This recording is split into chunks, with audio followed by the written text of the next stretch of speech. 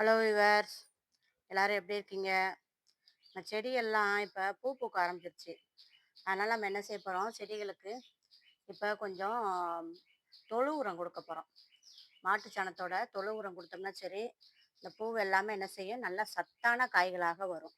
அதுக்கு இங்கே பாருங்கள், தொழுவத்தில் போய் மாட்டு சாணி நல்லா மக்க வச்சு அவங்க வந்து ஓரத்தில் போட்டு போட்டு வச்சுருப்பாங்க. இதை அதுலேருந்து கொஞ்சம் என்ன செஞ்சுருக்கேன், அள்ளிட்டு வந்திருக்கேன். இதை என்ன செய்யணும், ஒரு கைப்பிடி இவ்வளவு போட்டால் போதும். ஒரு தொட்டிக்கு எடுத்து என்ன செய்யணும், இந்த பக்கத்தில் செடி வருதுல்ல, இது பக்கத்தில் என்ன செஞ்சுட்டணும், இப்படி போட்டு என்ன செய்யணும், மண்ணை போட்டு மூடி விட்டுறணும். இப்படி மண்ணை எடுத்து என்ன செஞ்சு விட்டுருங்க, இப்படி மேலே போட்டு மூடி விட்டுருங்க. மூடிட்டுனா சரி, செடி நல்லா சிறப்பாக வர ஆரம்பிச்சிடும். இதே இது செவ்வந்தி கன்றுகளுக்கும் கொடுக்கலாம். கொடுத்தோம்னா சரி, மொட்டு என்ன செய்யும், நல்லா சிறப்பாக வர ஆரம்பிச்சிடும். மாட்டு சாணத்தோட தொழு உரம் வந்து அவ்வளோ சிறப்பானது. இது வந்து பக்கத்துலேயே கிடச்சி, எங்கே கிடச்சாலும் சரி வாங்க. இதை செய்கிற வீடியோவும் நான் ஏற்கனவே முன்னாடி போட்டிருக்கேன். பார்க்காதவங்க ஜோதி ஃபார்மிங்கில் போய் பாருங்கள். ஒன்றும் இல்லை, மாட்டுச்சாணம் நல்லா எடுத்தீங்கன்னா சரி, நல்லா வெயிலில் காய போடுங்க. 2-3 நாளைக்கு நல்லா காய போட்டுட்டு என்ன செய்யுங்க, அதுக்கப்புறம் அதை தண்ணி ஊற்றி நல்லா ஊற வைங்க. ஊற வச்சுட்டு அதுக்கப்புறம் என்ன செய்யணும்னாக்கும், அது கூட கொஞ்சம் ஆற்று மண் அதை நல்லா புழிஞ்சு போட்டுட்டு ஆற்று மண் வைக்கணும். ஆற்று மண்ணா இது செம்மண், ஏதாச்சும் ஒரு மண் நம்ம போட்டு என்ன செய்யணும், அதை இதே மாற்றி மாற்றி போட்டு போட்டு வச்சுக்கிட்டே ஒரு பையில் என்ன செய்யணும், கவரில் போட்டு கட்டி வச்சிடணும். கட்டி வச்சுட்டிங்கன்னா சரி, அது நல்லா ஒரு வாரத்தில் என்ன செஞ்சிடும், நமக்கு அது நல்லா மக்கிரும். இந்த செவந்தியில் இப்போ மொட்டு விட ஆரம்பிக்கல, மொட்டு விடும் போது என்ன செஞ்சணும், போட்டு விட்டுறணும். அதேமாதிரி இங்கே கனகாமரமும் மொட்டு வராமல் இருக்குது, அதுக்கும் கொஞ்சம் என்ன செய்யணும், போட்டு விட்டுட்டு மண்ணை போட்டு மூடவும் செய்யலாம். இதை போட்டுட்டு என்ன செஞ்சிடணும், தண்ணி ஊற்றி விட்டணும். தண்ணி விடலை, இந்த பாருங்க கத்திரிக்காயும் வர ஆரம்பிச்சிச்சு பாருங்கள், நல்லா தரமானதாக இருக்கும். கத்திரிக்காய் எல்லா பூவுமே என்ன செய்யும், நல்லா காயாக மாறிடும். அதனால் கூடுமான வரைக்கும் தொழு உரம் கொடுங்க செடிகளுக்கு.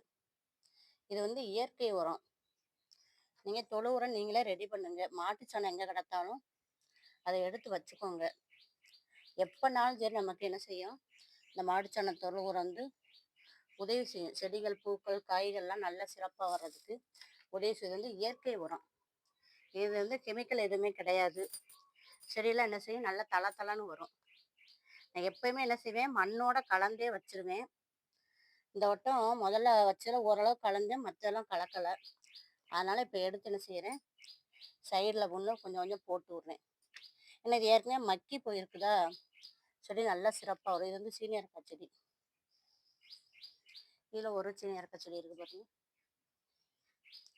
இது கத்திரிக்காய் செடி. உள்ள கொழிஞ்சி விதை போட்டதில் உள்ள குட்டி குட்டியாக கொழிஞ்சி செடி வந்துக்கிட்டு இருக்குது. இதுலேயும் வருது. இங்கே பாருங்க, இதில் ஒரு அவரைக்காய் செடி வச்சுருக்கேன், அதில் சின்ன சின்னதாக கொழிஞ்சி செடி வருது பாருங்கள். கத்திரிக்காய் நிறைய பூக்க ஆரம்பிச்சிருச்சு, காய் போட ஆரம்பிச்சிருச்சு. எல்லாத்துக்குமே என்ன செஞ்சு விட்ருவோம், நம்ம இந்த உரத்தை கொடுத்து விட்ருவோம். இந்த இதில் வந்து பீக்கங்காய் கொடி போகுது விவர்ஸ். பீக்கங்காய் கொடிக்கு என்ன செய்ய விட்டுருவோம், நம்ம இந்த மாட்டு சாணத்தை தொழு உரத்தை கொடுத்து விட்ருவோம். கொடுத்து விட்டோம்னா சரி, செடி நல்லா சிறப்பாக வர ஆரம்பிச்சிடும். ஏன்னா ஏற்கனவேவும் இதில் அப்படியே இங்கே போய் இந்த பக்கமாக போச்சுன்னு இல்லை, அதை எடுத்து இங்கிட்டு விட்ருக்கோம். இங்கே பாருங்கள், தெரியுதான்னு பாருங்கள், 2 காய் வந்திருக்குது பீக்கங்காய். இப்போ ஃபஸ்ட்டு ஆண் பூவாக வந்துச்சு, இப்போ பெண் பூ வந்து 2 காய் வச்சிருச்சு. சிறப்பாக இருக்குது பார்க்கவேவும். இந்த பக்கமே எடுத்து விட்டுட்டோம். இங்கிட்டு கூடி போனால் பக்கத்து வீட்டுக்கு முருங்கை மரத்துக்கு போச்சா, அதனால் எடுத்து இந்த பக்கம் விட்டுட்டோம். சிறப்பாக வருது. இப்போ நேரம் காய் நல்லா பருசாக வர்றதுக்கு என்ன செய்யணும், மாட்டு சாணத்தை தொழு உரத்தை கொடுத்து விட்டுறணும். கொடுத்தோம்னா சரி, செடி நல்லா சிறப்பாக வர ஆரம்பிச்சிடும். எல்லா செடியுமே இப்போ வந்து பூவு காயுமா வைக்க ஆரம்பிச்சிருச்சு. ஏன்னா 1 மாதம் ஆயிடுச்சா, எல்லாம் செட் ஆக ஆரம்பிச்சிட்டாங்க. அதனால் எல்லாத்துக்குமே கொஞ்சம் கொஞ்சம் மாட்டு சாணத்தை தொழு உரத்தை போட்டு விடணும். போட்டு விட்டு தண்ணி ஊற்றி விட்டோம்னா சரி, செடி நல்லா சிறப்பாக வர ஆரம்பிச்சிடும். இது கொடி வீச போது பாருங்க, பீக்கங்காவும். தரையில் ஒன்று வச்சுருக்கேன், எவ்வளோ காய் வருதுன்னு பார்ப்போம் அப்படின்னு. நம்ம தொட்டியில் வைக்கிறோட தரையில் வைக்கிறதுக்கு ரொம்ப சிறப்பாக இருக்கும் அப்படின்னாங்க. சரி, அதுக்கும் என்ன செய்வோம், பக்கத்தில் பக்கத்தில் போட்டு விட்டு தண்ணி விட்டுருவோம். தண்ணி விட்டோம்னா சரி, செடி நல்லா சிறப்பாக வர ஆரம்பிச்சிடும். இங்கிட்ட ஒரு கத்திரிக்காய் செடி இருக்குது, இது அவ்வளோ பூக்கவே மாட்டுக்கு. இப்போ தான் ஒத்த பூ வச்சிருக்கு. இங்கிட்ட வந்து அது சொன்னோம்ல, ஒரு வெண்டைக்காய் செடி, அந்த தொட்டிலையும் போட்டு விட்டுருவோம். எல்லா செடியுமே நல்லா சிறப்பாக வந்துக்கிட்டு இருக்காங்க. இந்த இதில் இப்போ தான் பூ வைக்குது இந்த தக்காளி செடியில். ஏற்கனவே அந்த தக்காளி செடியில் ஒரு காய் இருந்துச்சு, உங்களுக்கு காமிக்கேன் பாருங்க. இந்த பாருங்க விவர்ஸ், குட்டியாக ஒரு காய் இருக்கு பாருங்க.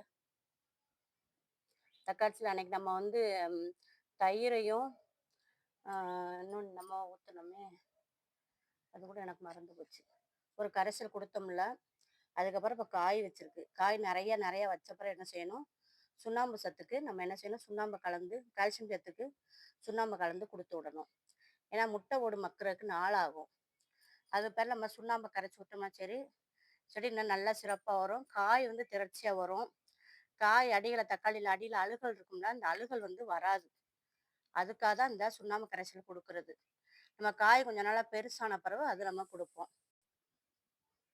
இங்கே பாருங்க விவர்ஸ், அன்னைக்கு மிளகாய்க்கு நம்ம வேப்ப முன்னாக்கும் இதுவும் கொடுத்தோம்ல, மண்புழு உரம் கொடுத்த பிறகு பாருங்க, காய் நல்லா குண்டு குண்டுன்னு ஆயிடுச்சு. மிளகாய் வந்து எவ்வளோ சிறப்பாக இருக்கும் பாருங்க. நல்லா உயரம் வந்துருச்சு பாருங்க. இன்னும் கொஞ்சம் தான் உயரம் வரணும். ஆனால் இந்த தோட்டம் நல்லா எல்லா காயுமே என்ன செய்யுது, நல்லா தடிமனாக இருக்குது. நல்லா உருட்டா தடிமனாக எவ்வளோ சிறப்பாக இருக்கும் பாருங்க. காயெல்லாம் ஒரு செடியில் 12 காய் கிடக்குது.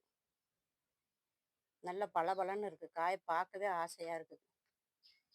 எவ்வளோ சிறப்பாக இருக்குன்னு பாருங்க. இந்த காய் கொஞ்சம் நீளம் வந்துருச்சு. நான் காஷ்மீர் சில்லி சொன்னேன்ல, வெயிலில் தூக்கி வச்சேன்ல, தூக்கி வச்சு அன்னைக்கு இந்த உரம் ஊற்றினோம்னா வெந்தய கரைசல், அதுக்கப்புறம் எவ்வளோ சூப்பராக செழிப்பாக இருக்கும் பாருங்க. இலை எல்லாமே இலைச்சுருட்டு வருதும்பாங்கள்ல, அது நமக்கு வரல பார்த்தீங்களா. ஏன்னா வெந்தயமும் நாட்டு சர்க்கரையும் போட்டோம்ல, வெந்தயத்தில் ஒரு கசப்பு தன்மை இருக்கும். அதனால எறும்பு எதுவும் வராது. நாட்டு சர்க்கரை போட்டாலும் எறும்பு வராது. செடி நல்லா சிறப்பாக வரும். இங்கிட்ட ஒரு மிளகா நாற்று இருக்கு நம்மள, அதில் இங்கே பாருங்க குட்டி குட்டியாக காய் வர ஆரம்பிச்சிச்சு பாருங்க.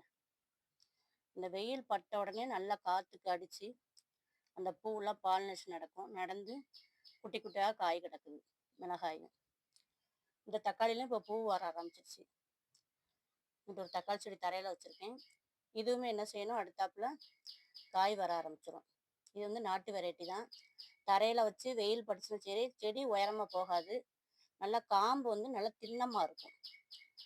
அப்போ நம்ம வந்து மாட்டு சாண தொழு உரத்தையும் கொடுக்கும்போது நல்லா சிறப்பாக வர ஆரம்பிச்சிடும். எவ்வளோ சூப்பராக இருக்குன்னு பாருங்க. இங்கே பாருங்க, கத்திரிக்காயிலையும் காய் வர ஆரம்பிச்சிருச்சு பாருங்க. தெரியுதான்னு பாருங்க. இந்த பாருங்க குட்டியாக ஒரு காய் கிடக்கு பாருங்க.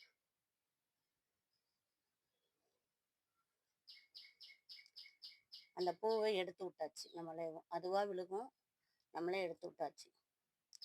எல்லாத்துலேயுமே இப்போ பூ வச்சு காய் வைக்க ஆரம்பி. இப்போ வந்து தொழு உரம் கொடுக்கும்போது செடி நல்லா சிறப்பாக வரும். வீடியோ பிடிச்சா லைக் பண்ணுங்கள், சப்ஸ்கிரைப் பண்ணுங்கள் ஜோதி ஃபார்மிங்கை. தேங்க்யூ.